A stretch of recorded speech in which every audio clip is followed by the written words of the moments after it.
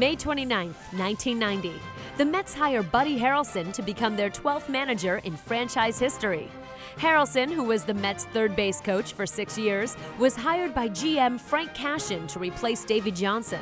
I was a little surprised that the Mets fired Davey. We were in Cincinnati. I was called to a room that Frank Cashin was at, and I walked in, and all of a sudden they said, "We let Davey go," and I was a little shocked. And they said, we would like for you to manage.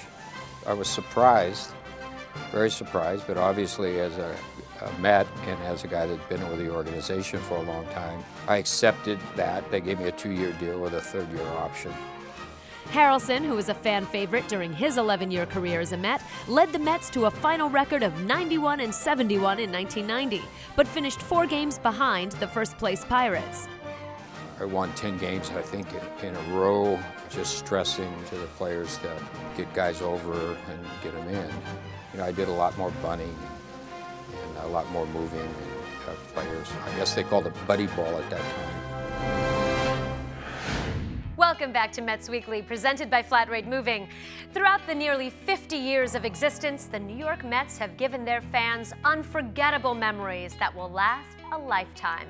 And nowhere is that more evident than with the 1986 World Series champion Mets.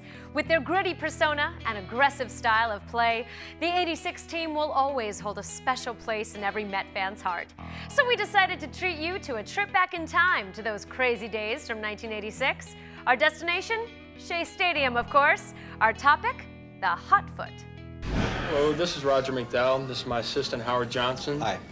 On this episode, we'll introduce you to the wonderful world of hot foot. We also want to say one thing. This is not for you kids out there to try. This is done by experienced professionals.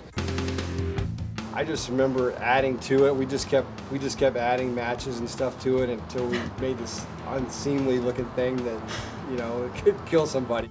Roger would go to the extreme of crawling under the benches and anything else and give you hot foots, you know. He was very good. The hot foot was awesome. We loved the hot foot. Roger McDowell and Hojo came up with the hot foot. You just never knew when they were going to get you and how they were going to get you. You know, because we were like everyday players too, and we're playing, and you was always looking down at your foot and see if you had a hot foot going up to home plate, because Roger would sneak under whatever he had to sneak under, him and Hojo, to produce a hot foot. You never knew when they were going to get you. I mean, Roger would crawl under the bleachers and somehow get you. You know, he was like a pig pen when he'd come out of there, and he still might have to pitch that day. So hot foot was something, and it was hot too, believe me. Roger needed, you know, bullpen's not an easy place to pitch.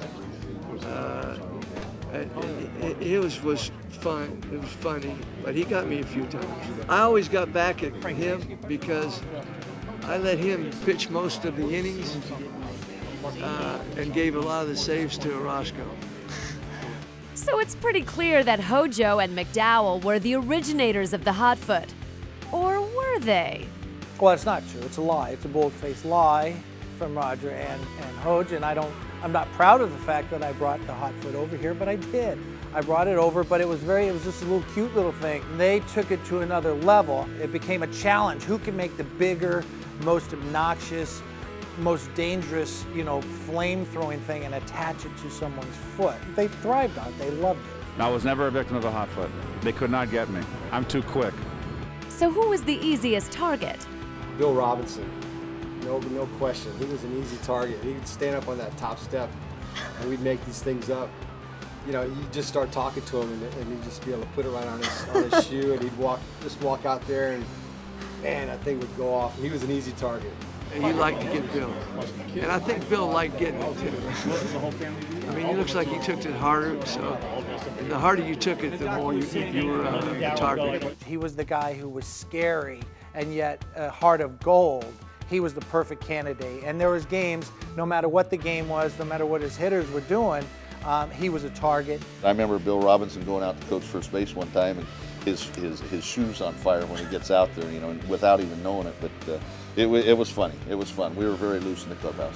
You could never stand on the top step and relax and watch the game like you like to do, because you always had to be aware for these characters crawling around behind you everybody giggling, and not a lot of poker faces on the club. You know, you'd see 8 heads turn towards you while you're watching the game. You sort of got the idea something's up.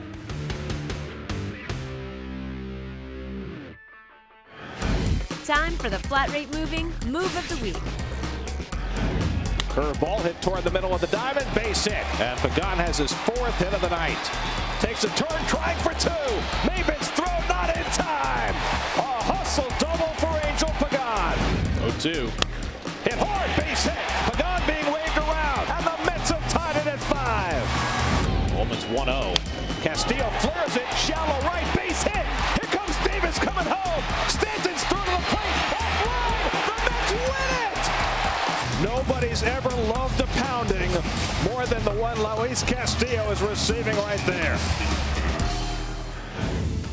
When we come back, a story of inspiration at Citi Field as some amazing athletes put their talents on display. Plus, we reveal the top 10 Mets plays of the month of August. Hit hard, and David Wright with a great diving catch. Mets Weekly, we'll be right back.